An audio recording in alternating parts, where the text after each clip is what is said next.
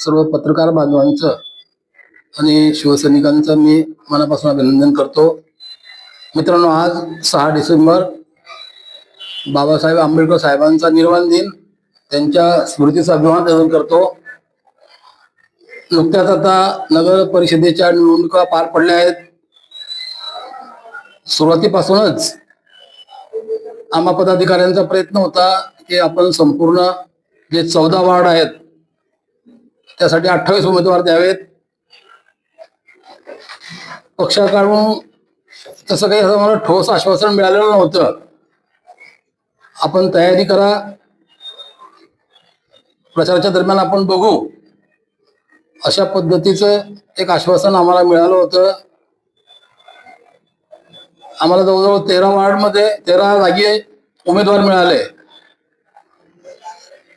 त्यातील 2 उमेदवारांना प्रॉब्लेम आला आणि त्याच्यामुळे शेवटी आमच्याकडे 11 उमेदवार उरलेत.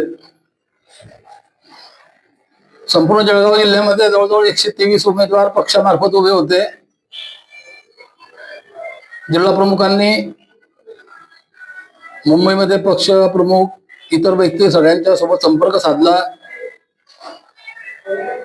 त्यांच्याकडनं काही त्यांना तेवढा हे मिळाला नाही, प्रतिसाद मिळाला नाही.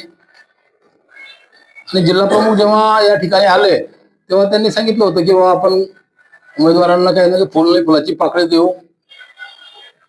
नंतरच्या काळामध्ये जिल्हा प्रमुख आणि आपले उपजिल्हा प्रमुख उद्धवभाऊ पराठे यांनी त्यांच्या परीने त्यांना मदत करण्याचा प्रयत्न केला. अर्थातच ती मदत तोकडी होती, परंतु त्याला नाईलाज होता. म्हणजे महाराष्ट्रामध्ये मला वाटतं हे पहिलं उदाहरण असेल की जिल्ह्याच्या जिल्हा प्रमुखाने आणि उपजिल्हा प्रमुखाने उमेदवारांना काही अंश मदत केली. आता आपण 2-3 दिवसापासून बघतोय सोशल मीडियावरती पदाधिकाऱ्यांची एक बदनामी करण्याचा प्रयत्न केला जातोय की पदाधिकाऱ्यांना 10 लाख रुपये मिळाले आणि त्यांनी ते हडप केले म्हणजे उमेदवारांना देता. या ठिकाणी मी माझ्या संदर्भात सांगू इच्छितो की आजपर्यंतच्या माझ्या आयुष्यामध्ये मी निष्ठेने वागलो. पक्ष असो किंवा इतर माझं राजकीय जीवन असो, मी निष्ठेची विष्ठा कधीच ओढिली नाही. आणि त्याच्यामुळे या ठिकाणी मी आपल्यास स्पष्टपणे सांगतो की मी या संपूर्ण प्रकारामध्ये जर 5 रुपये जरी खाल्ले असतील तर मी विष्ठा खाल्ली असेल. वास्तविक हा शब्द योग्य नाही, परंतु जेव्हा एखादा मनुष्य राजकीय जीवनामध्ये प्रामाणिकपणे काम करतो आणि त्याच्यावरती अशा प्रकारचे बिनबुडाचे आरोप होतात तेव्हा कुठेतरी त्याच्या मनाला खंत वाटते. आणि आज ती खंत मला जाणवते या ठिकाणी, आणि म्हणून मी या शब्दामध्ये या ठिकाणी वर्णन करतोय. म्हणजे मला अत्यंत या ठिकाणी दुःख झालेलं आहे की जेव्हा मी माझ्या मित्रमंडळीच्या तोंडातनं ऐकलं की बापणाजी तुमच्यावरती आणि अभयदादावरती आरोप होतोय, तर माझं एकदम म्हणजे संताप झाला की आतापर्यंत आपण जे प्रामाणिकपणे वागलो त्याचं हेच फळ आहे का असं. म्हणजे या ठिकाणी मी आपल्याला सांगू इच्छितो की मी विद्यापीठाच्या कार्यकारिणीवर होतो आणि त्या ठिकाणी मला सिलेक्शन कमिटीवर घेतलं गेलं होतं. जवळजवळ 17 उमेदवार मी माझ्या माध्यमातून कुलगुरूंना सांगून त्यांना त्या ठिकाणी अपॉइंटमेंट देण्याचा प्रयत्न केला. बाकीच्या माझ्यासोबत जे काउन्सिल मेंबर होते त्यांनी काही त्या ठिकाणी बाजार केला, परंतु मी कोणाच्याही रुपयाला शिवलो नाही. जर तुम्हाला काही खात्री करायची असेल तर आपल्या जिल्ह्यामध्ये विवेक ठाकरे म्हणून पत्रकार आहेत, त्यानंतर गोंडगावचे आपले मावळसिंग चव्हाण आहेत, या लोकांना आपण विचारू शकतात किंवा रमेश बापणाच्या संदर्भात तुमचं काय मत आहे.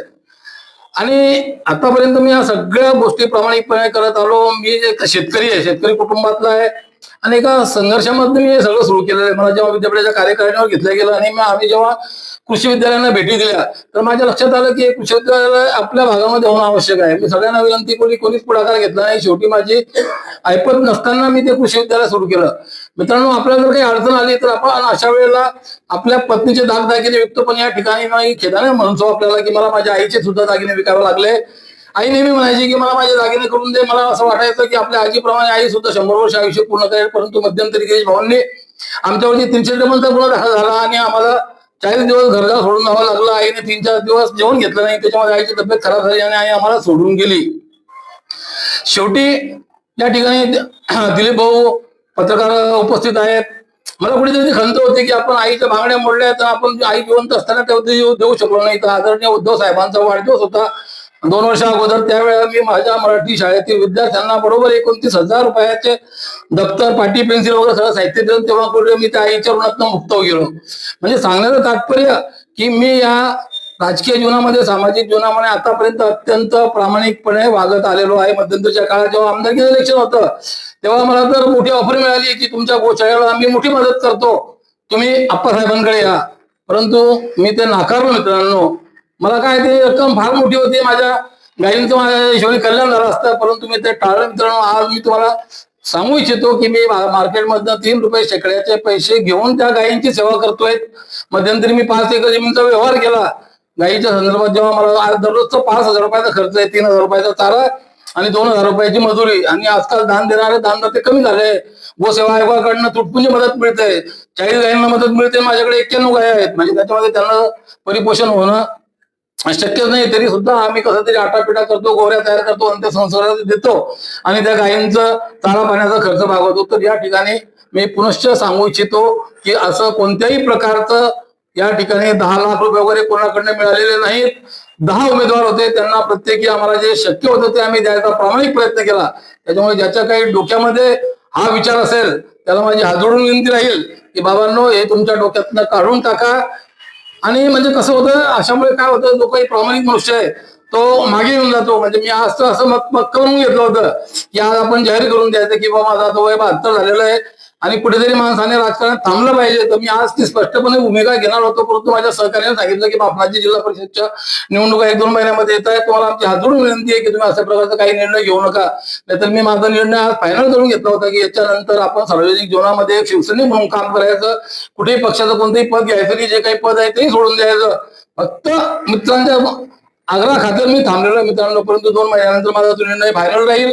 या ठिकाणी जर या मुलाखतीमध्ये माझ्याकडनं काही चूक झाली असेल तर मी आपली सगळ्यांची माफी मागतो. पुनश्च जाहीर करतो की मी असो किंवा अभय पाटील असो किंवा उद्धव भाऊ असो किंवा इतर पदाधिकारी असो, ते उमेदवाराच्या 1 रुपयाला सुद्धा शिवलेले नाहीत, असं मी आज ठामपणे सांगतो. थांबतो. जय हिंद, जय महाराष्ट्र.